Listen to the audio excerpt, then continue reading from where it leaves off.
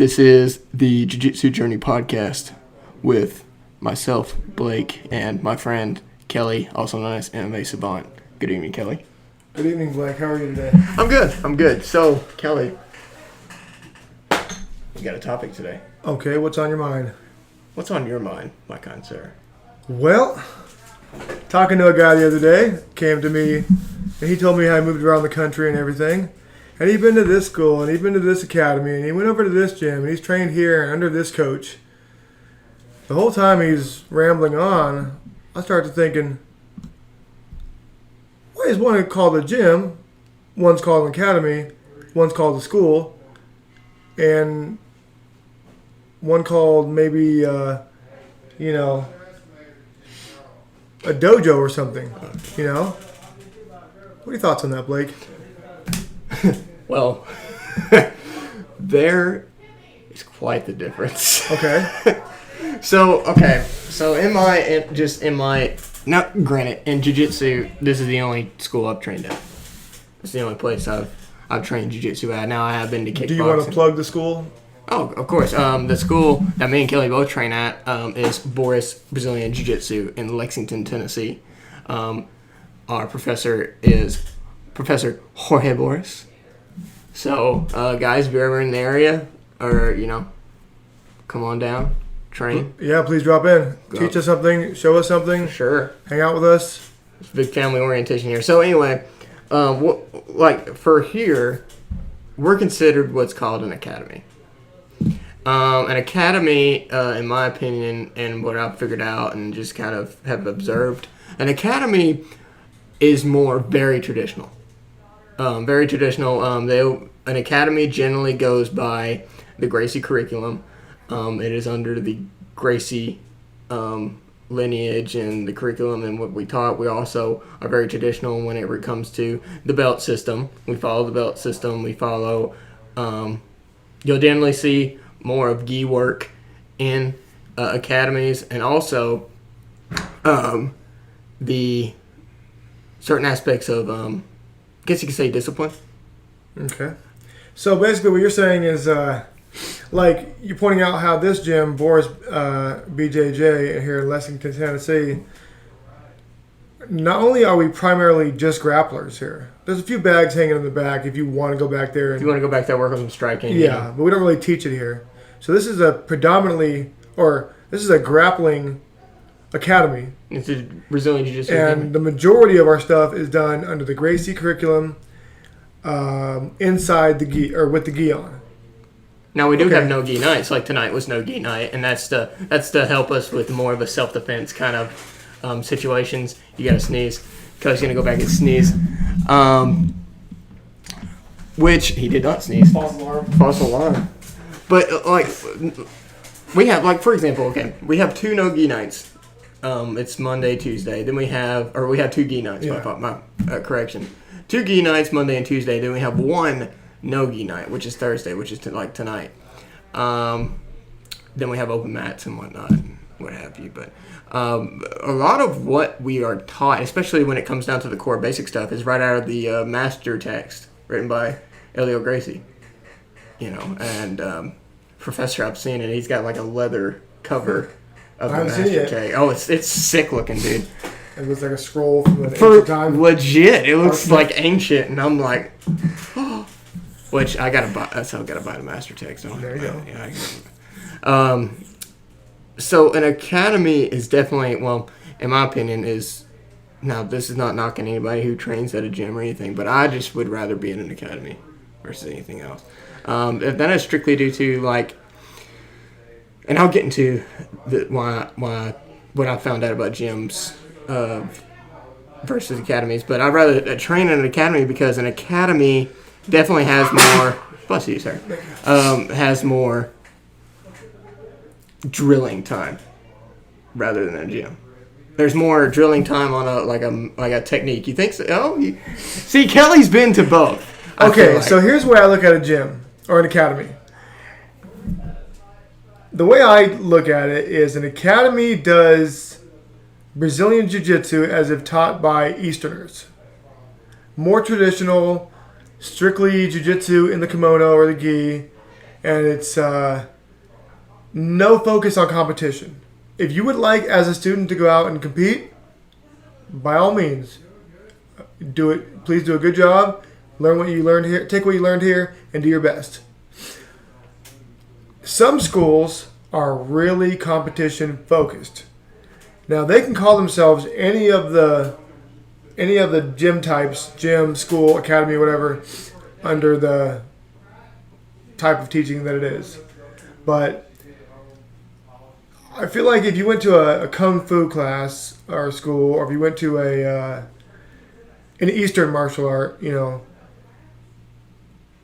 would be, or directly from there to here, you'd fit in really comfortably. It's not a boxing gym. It's not an MMA gym. It's not a gym for tough guys.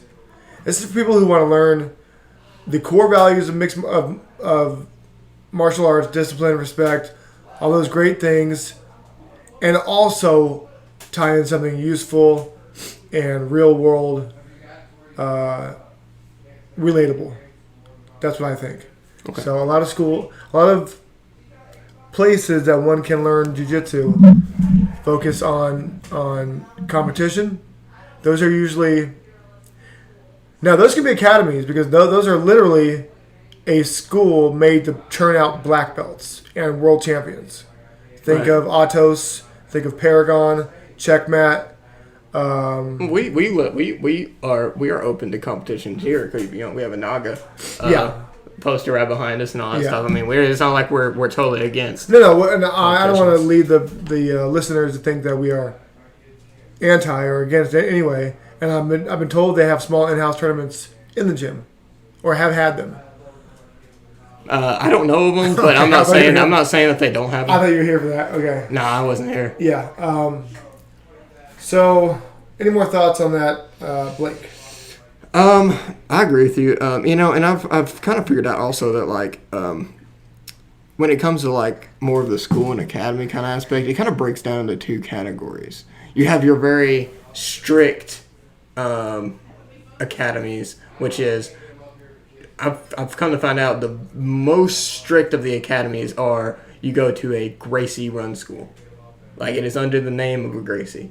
And they are strictly, for one, you just wear white gis there. You can't wear different color gis. From what I understand, it's white gi.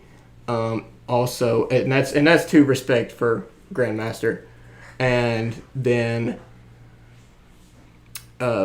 they also do not believe in competitions. For example, when Hoist Gracie comes here and he teaches. He's been here 2 years. I was here this past year when he came. And he's super against competitions. He doesn't believe in it.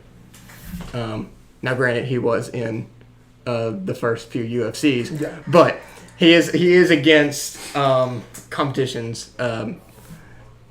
And Professor told us, and I need to study up on that history. Professor told us the reason why and the history behind that. I forgot what it was, to be honest with you. I don't remember what the story was. Nice segue. But then you also have your school, because we fall more under the academy era of it. But we are, we wear different color gis. We are not as strict, I would say, as Now, I had never heard the white gi thing, and I've trained at Cesar Gracie. I might be wrong on that, but that's just something I read, and I don't know. Now, I have heard of some schools saying on promotion day, please wear white gi. I've heard of that before. Okay. And I've heard of schools that make you buy a gi and buy their gi with their patch on it. And they're right. Or else you can't compete there. Right. That's one of the big problems of Keenan Cornelius. That's why Keenan Cornelius defected and started his own gym. Now, like I said, I don't know if that's right. It's just something that I might have read somewhere, and I might have misread it too because I'm dyslexic. But also, with us, we're pretty laid back. We're not as strict as a lot of academies are. Now, granted, we do follow a belt system. We do follow, and we do have we do have discipline and stuff like that. And we wear different colors, and we promote competitions. We have Naga posters behind us. We have tons of the kiddos in the kids class. They compete all the time. I want to compete. I just haven't done it yet. In grappling tournaments. No, Kelly has many grappling tournaments under his belt. A few. Just, I've medaled in a few. Just a pinch. Yeah, and they weren't even. They were more regional. They were nothing special. No Copa Pojo, no Mundial, no Abu Dhabi. None of that. None of that. It's just local stuff. Now, and like I said, you have trained at what's considered jiu-jitsu gyms. Oh yeah, I've trained at gyms. Now, in your experience, what has those been like versus maybe our school? Okay, let me break it down. My first real school was Extreme Couture, and that was an MMA-based no-gi grappling school. And that was strictly for MMA. Right. Just because you trained there didn't mean you had to do MMA, but they would mix the takedowns. They offer it. Yeah. A lot of good guys came out there, and it was championed and helmed by Randy Couture. My next school was AKA, and that was a gi school under. So, American Kickboxing Academy was the name of the school, but their jiu-jitsu program was better or as good as their striking program. They had a lot of Hal Fracy black belts. The head coach there was Dave Camarillo. Now that school was the most difficult school I'd ever been to in terms of they don't play around there. Like, don't get me wrong, they're very nice and they're very knowledgeable, but your warm up is designed to wear you out, and you're gonna do about 20 minutes of warm ups, and then you're gonna start your drilling. So you and a partner, even after you're tired and sweaty from warming up and doing your push-ups and your running, and your sprints and everything, you and a partner are going to pair up, and you're going to do 40 arm bars each side, each person. They do not like. That's intense. I can do arm bars in my sleep. I can do I can do a lot of these moves in my sleep, and it's been years. And repetition is key. Yeah, and it's 40 in the gi, and it ain't no and people are happy to be there, so they don't really screw around. And then it's 4-minute goes of live guard passing, past that guard. If I'm on bottom and Blake's in my guard, and Blake passes my guard in that 4 minutes, I got to do mountain climbers or push-ups. So make sure your guard does not get passed, because you got to remember you're already exhausted. All right, whatever. Left that, bought a house up north, about 80 miles away. Moved to a different gym. It was a Cesar Gracie gym. That gym was good. Kind of like warm-ups weren't that hard, and I just didn't. I don't want to say anything bad about the gym. It's just that particular gym wasn't for me. Well, see. No, go ahead. No, that was basically it. Well, and granted, I'm not saying every gym, and correct me if I'm wrong, but is most, whenever it's considered a gym, isn't majority of the time spent rolling? Perhaps you'd say majority of the time. Like free rolling or being involved with somebody else in a jiu-jitsu capacity, like drilling, rolling. Rolling, just basically all right, slap hands, fist bump. Let's roll. No, at AKA, we did about 20 minutes of rolling at the end of the class. Okay. It was all technique. Okay. All sweet. And now it's also a regional colloquialism. Like, no one's going to correct you if you say, I'm going to the gym today. No one's going to be like, how dare you call it a gym? You might maybe call it an academy. Maybe it's like coach, professor, Jorge, professor, master. Maestre, which is master, which isn't like a subservient thing. It's like you have to teach. You're able to teach me what I want to learn. I'm ready to learn, kind of thing. Right. It sounds weird to us as Americans if you come over from Brazil or if you listen to the Portuguese. It's just coach, Jorge, professor. Right. Yeah.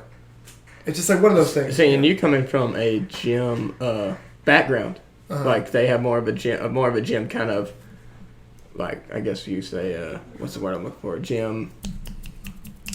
Ambiance. kind of, yeah. Environment? Yeah, environment, exactly. I could still tell that, like, of course, the term of a black belt for us, anyway, at our school, or under Gracie's, are like professor. Now, I have noticed that with you coming from a gym environment, you still catch yourself calling him coach. Yeah. It's very common, and there's not a lot of ego in jiu-jitsu, so he's like, there's never going to be a coach go, what, you just use my first name? Yeah, I mean, don't you ever call me that? Professors, yeah. It's just, you can call him Jorge if you want. Like, it's not like, it's like, I guess, sir, or, like, it's a respect thing. Yeah. But it's not like, you owe me this respect. Right. Okay.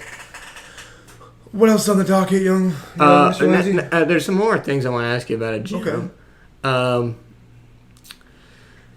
So you have that, and now this happens everywhere, so I'm not... I feel like gyms can get a bad rap.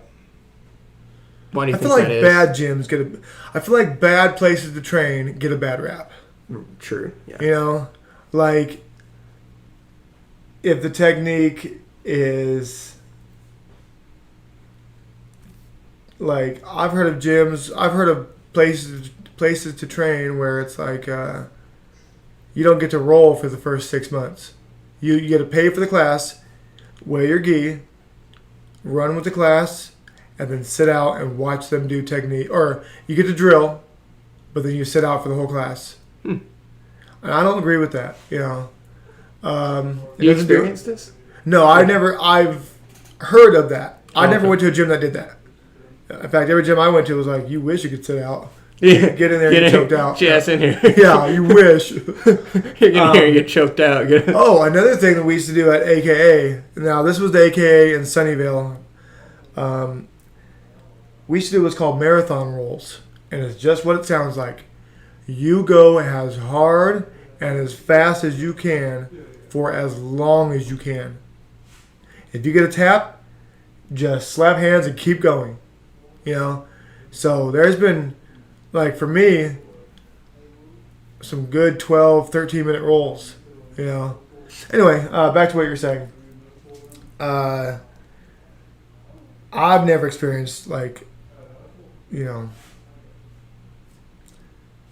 other than the amount of training that they do, I can see, if I really take a step back and look at it, I can see the differences between, gym, academy, school, dojo, But one of the things that makes it is...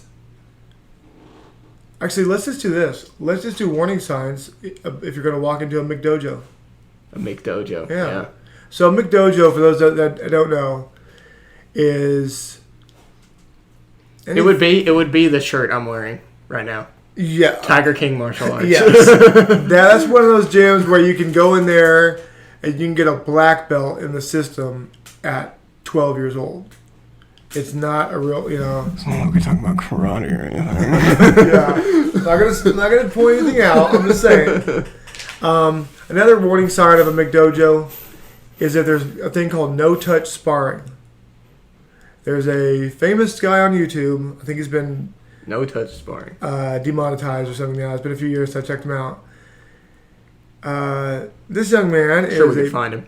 Yeah, he's a big jiu-jitsu hater, and really, he's swears that his kung fu is 2020. He's teaching kung fu. I swear to God.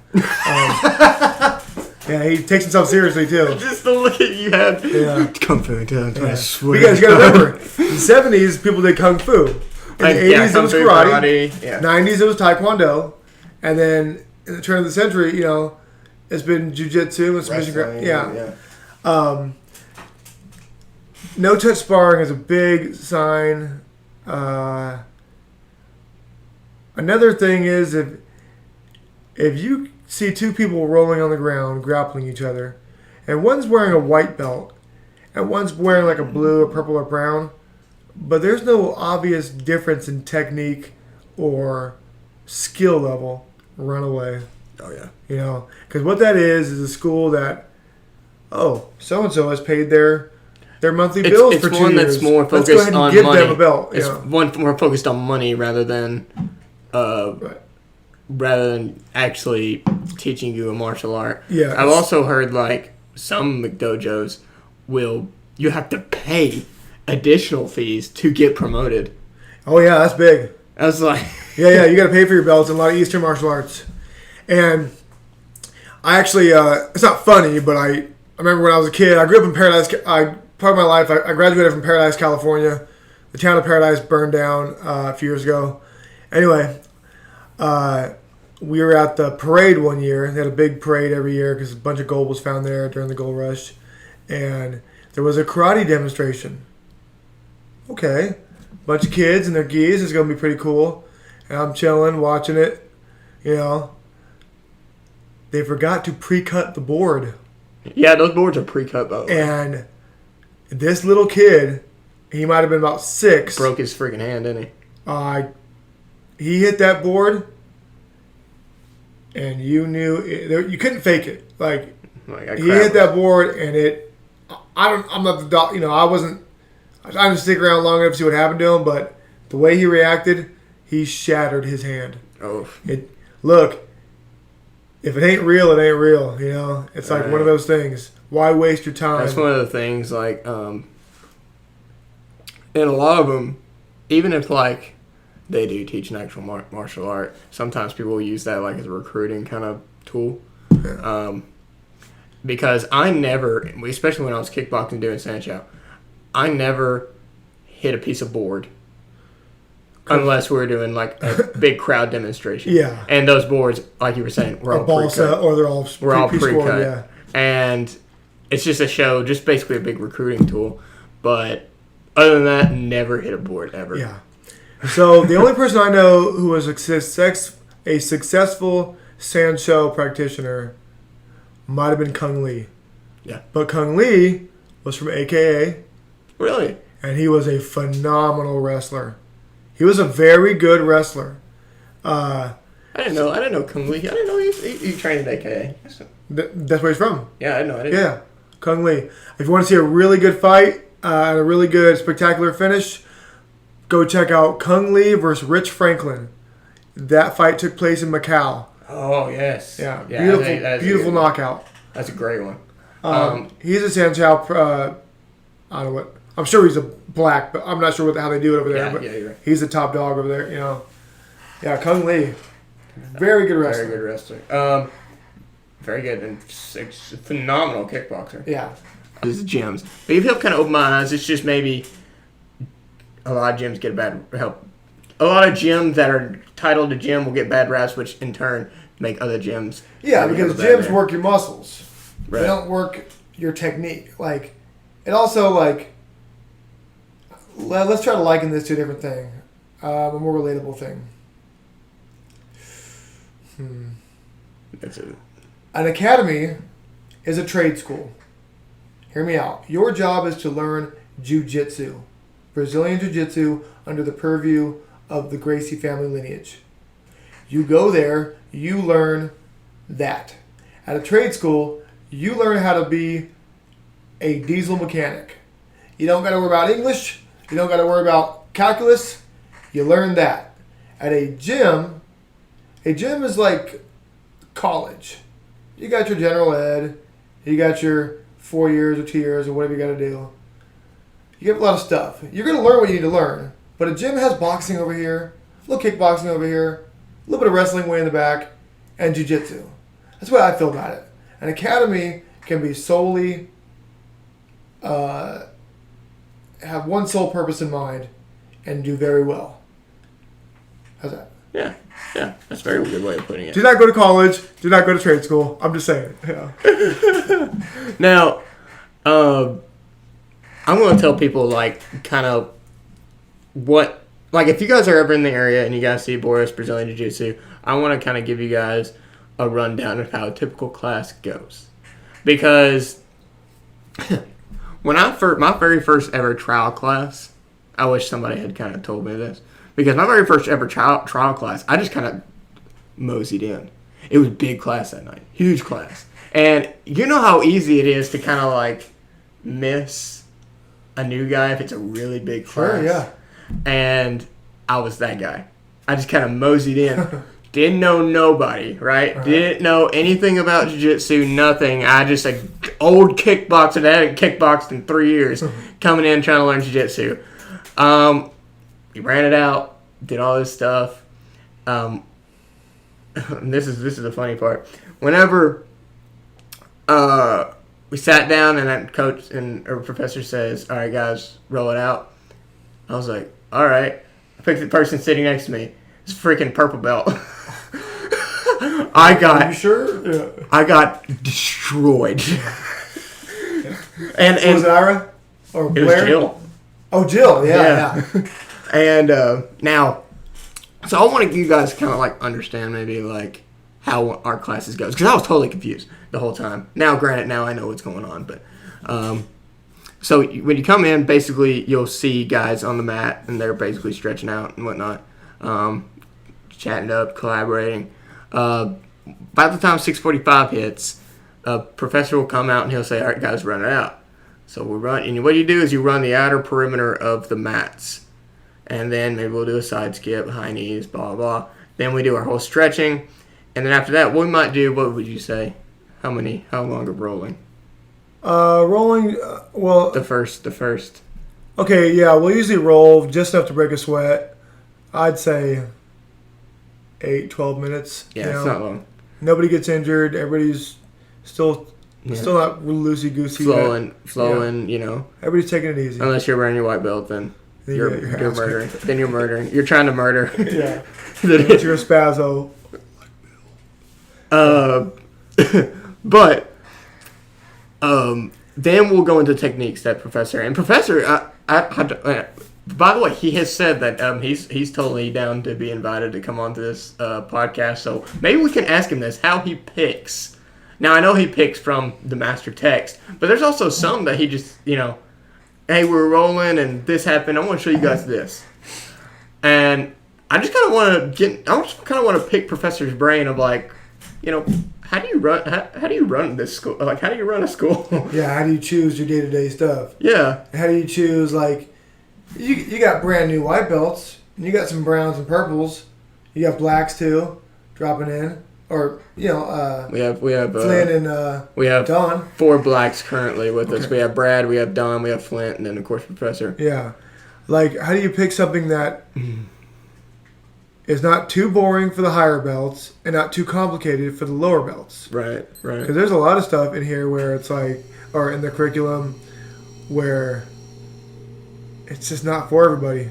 You know, it's monotonous and tedious for your good blues and higher, and it's way too complicated for your brand new your no stripe brand new white belts.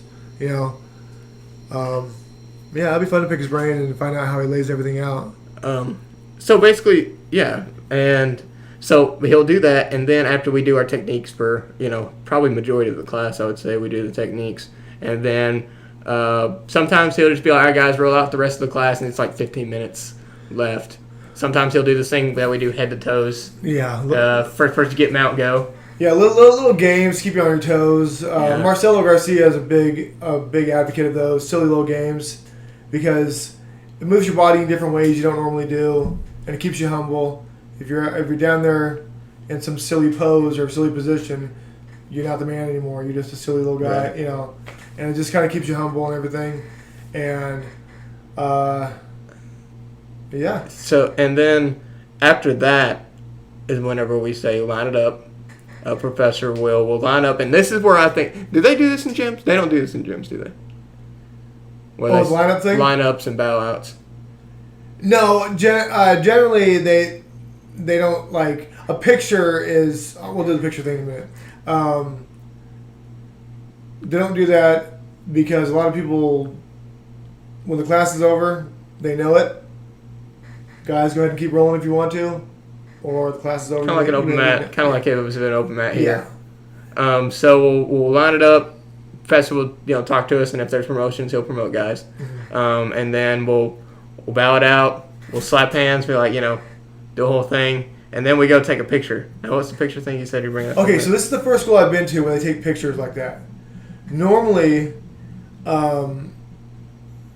it's like if they do a seminar and a big name drops in, they'll do a nice class picture.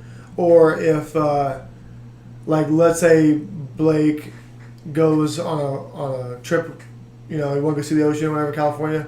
So you map it out. You stop at this gym, stop at this gym, Academy, and you take pictures with the professor. I get to train with Coach, whoever today, something like that. A special person dropping in. Right. This is the first academy I've ever been to where they do that every class, every day. Yeah, nothing wrong with that. Just maybe it's a good way to take attendance too. That's what I was That's another thing I'd like to pick Professor Brain about. So what made him want to take pictures after every class? Yeah, but also we live in a world of social media, and we have a lot of moms here, and moms are proud of their kids. Yeah. Moms like pictures. Everyone has to have a picture of everything in the world now. So, and it actually is a pretty good way of showing attendance too. It's like, oh, he was there.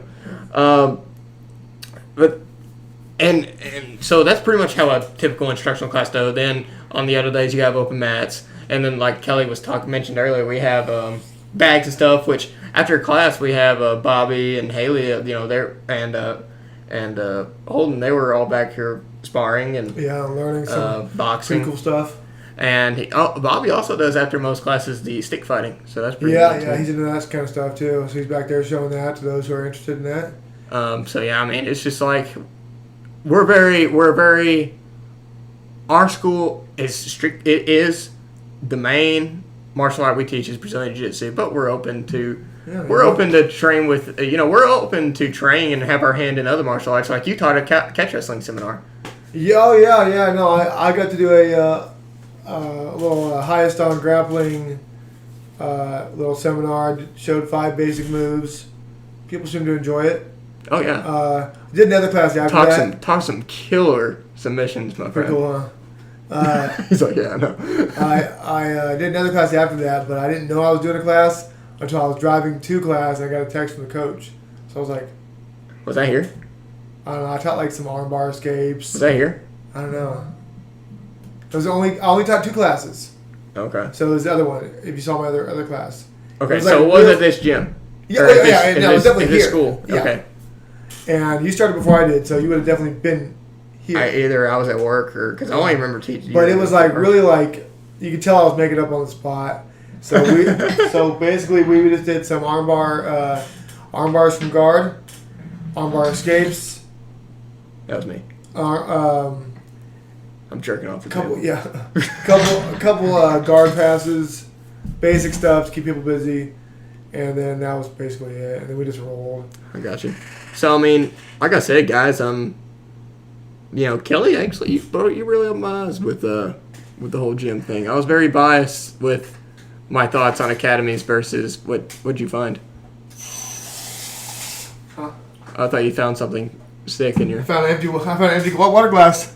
That's. Oh yeah, it's the year 2020. I'm the only person on the face of the planet that still drinks tap water.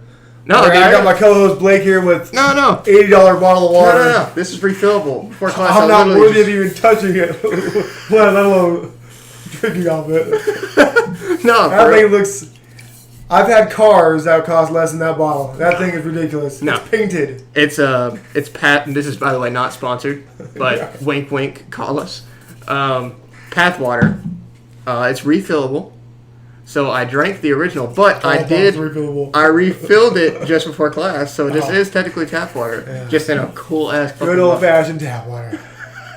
Just have fun. Did you get that from your kitchen drawer? You know it. I ain't paid money on no damn. Did you know? Okay, yeah.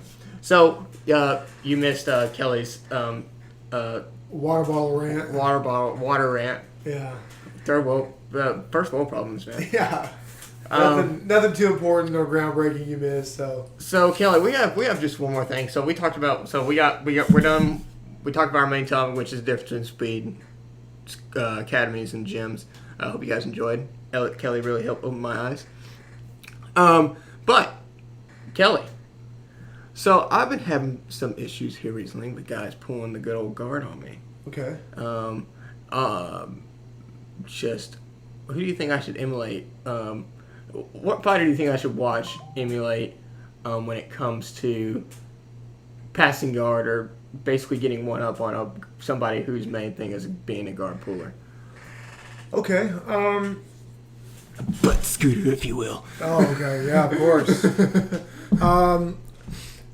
If you're trying to pass guard and you have a pretty good base of it and you want to just improve your guard passing, I would say you should check out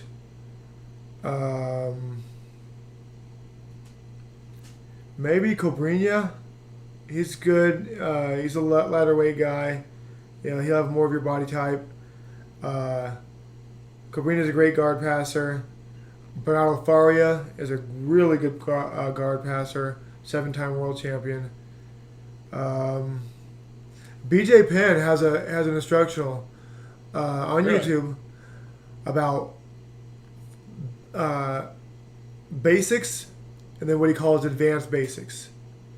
So anyway, I think we spoke about BJ Penn the first podcast. Yeah. Okay. We mentioned him. Yeah. So basically, watch BJ Penn's thing on YouTube about basics and advanced basics. I watched that, and my guard passing has not only has it stopped guys from recovering or pulling guard on me, it has. If I'm ever in guard, I don't sweat it. I don't panic. I just do what BJ said to do, and I follow the steps, basics, advanced basics, and I shove it down their throat. Like, I'm just going to pass your guard. Everything starts at basics, man. Yeah. Fundamentals and basics. Now, anecdotally, I will say this. Jean-Gilles Ribeiro, Solo's brother, in 25 years of competition, has had his guard passed twice. And he is the winningest jiu-jitsu player of all time. So if you don't know who that is, he's Solo's brother, Jean-Gilles Ribeiro. Whatever he does, you can do. Like, not skill-wise, but he is a safe bet to emulate. Right, you know? right. And I think one of those times where his guard was passed was when he was a kid. You know, like 11 Right. or whatever. You know? So I think that counts too. Anyway, now what else you been working on besides guard? Guard's been basically my main problem. I would say, what's another thing? Mount? Ever since the professor actually helped us retain mount the other day, I've been actually pretty okay with mount. Okay, good. That's helped me out. How about this? Now, this could be a whole episode in itself, and we may do a whole episode on this, but just a brief little thing. I'm one of the smaller guys in our school. Okay. You're on the more of the bigger guys in our school, besides, of course, David and all that. David, yeah. And the new guy. And Bryce, he's a big guy too. Yeah. But what is your advice to a smaller guy versus, like me, my size, versus a guy maybe David's size or Bryce's size? Oh, best advice in the world. Get top control. Really? Just get top control. Like, look, there are guys out there that are really big, and even if they didn't know any technique at all, and it was their first day, there are guys big enough to hold me down or hold you down. They just are. So I don't want to wrestle with Bryce, one of our blue belts here, he broke Bryce ribs. or Greg or Big David or whatever long enough to make space, make my frames, get my knee shield in there, recover guard, look for a sweep. I don't want to do that because I don't want to use all my time and my technique and any trying to get off from underneath a 250-pound or heavier person. So from the very beginning, I immediately get top control, whether that's mount, side control, a back take, or a front headlock position. I do not let their weight get on me. I get them to the ground, and then from there, the tide has turned. And when traditionally, if two guys are about the same rank, but one guy has 60, 80 pounds, the other guy, he's going to win. Because he's got the same skills as you do, plus he's got a lot of more weight and probably a lot more strength than you. Right. So get top control immediately and do not let him up. I also, against a guy that's big and strong and athletic, I don't get a low mount. I get a nice high mount where I'm sitting just above the chest, and I like to switch to an S mount. S mount, I feel very safe. There's nothing they can do to get me off. I've got great balance, and that arm bar is there waiting for me. And if they move, that mounted triangle is there for me all the time. I love that mounted triangle. I tell guys all the time. Let's see. Oh, another thing. They see a big, strong guy, and they think, I'm going to be stronger than this guy. I got to be really strong. Don't be stronger. Just be faster. Yeah. You know? Yeah, that's a big thing. You know, because like, I'm like medium size or like more on the big side, but I'm not. You're going to be faster than me, and you're going to be a lot more flexible than I am. And you know, so my advice to you is do not let them get. Because why do all the work? If I'm laying on you, and especially if I'm trying to win practice and I'm crushing you down, you don't even get to show me the great technique that Coach taught us, that Jorge taught us, that you can't wait to learn, to implement, you know? Because I'm so tight on you, or so-and-so is so tight on you, that all the technique in the world ain't going to help you if you can't even get your hand in there, you know, to make a frame. Mm-hmm. Yeah, so that's my advice to you. To anybody. That and technique for smaller Also, guys. big guys. You need to roll with smaller people and women. Because you can always rely on being strong and doing a technique 80%, and you'd probably be fine in life.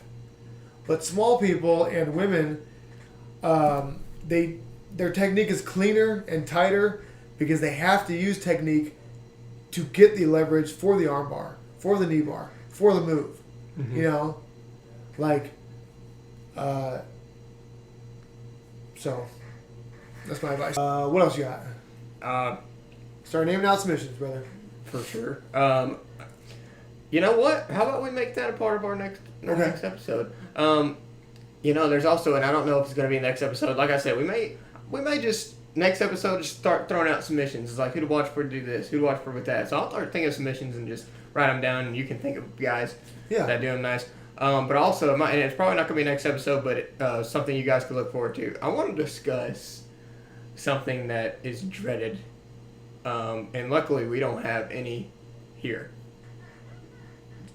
Do you know what I'm about to say? Mat bullies. Yeah. Okay. Because there's two kinds of mat bullies. There's people that are the head coach gives them what's called the green light to green light somebody. That's a whole different thing. That's primarily comes from boxing. And then there are guys who they want to win practice. Like we're a team here, and nobody grapples with any anger. Yeah, and nobody ends a roll session in anger. It's like, oh, man, good roll. Like if I'm grappling with Blake, I'm not going. For the listeners out there, I'm 240 pounds and I'm 6 foot tall.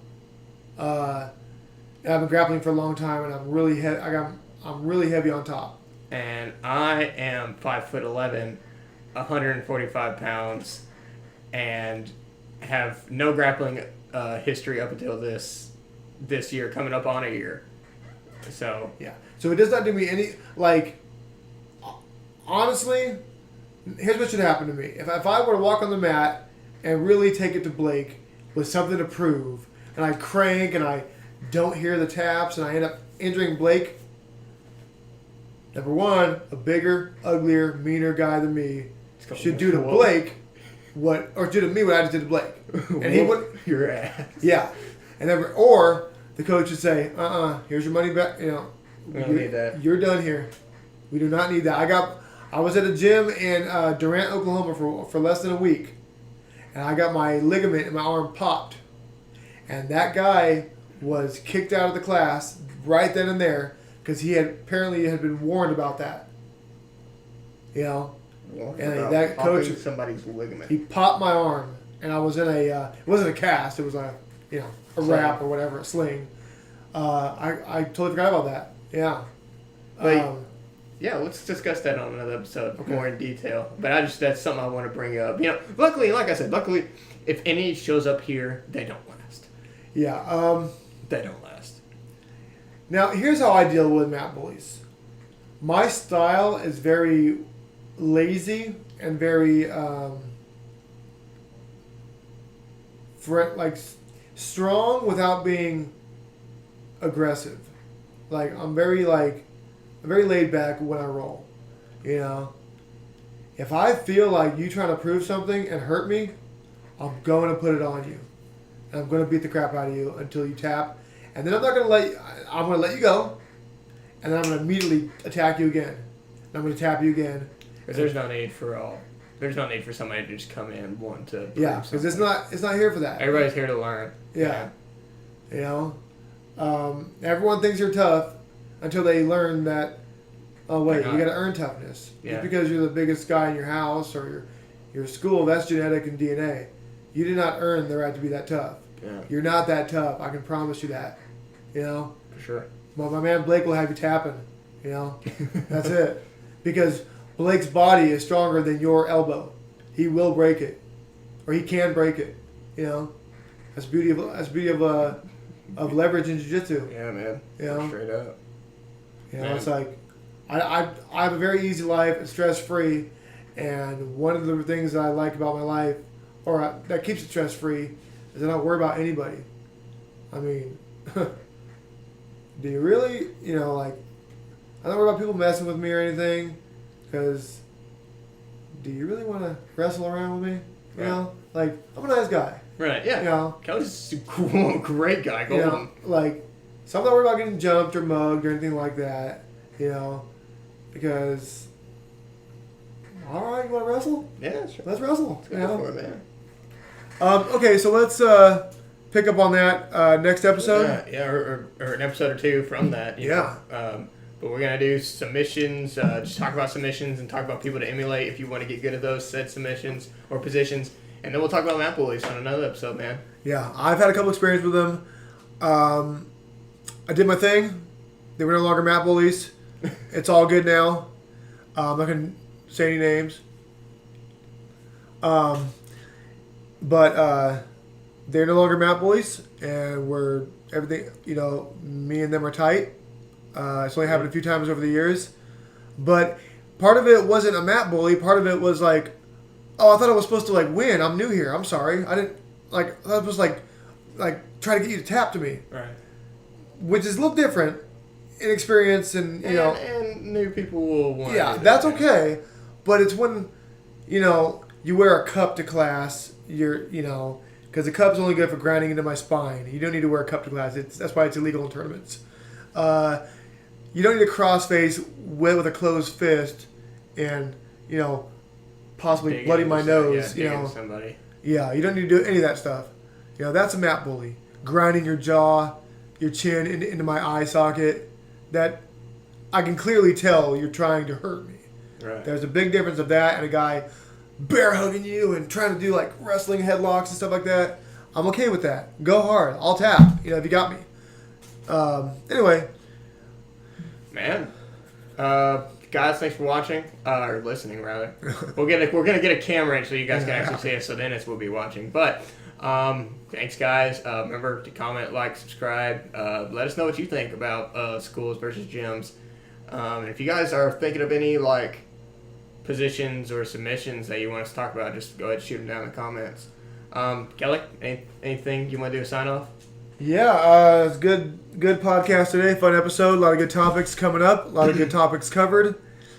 MMA Savant, and I'm out. All right, guys. We'll watch you next episode.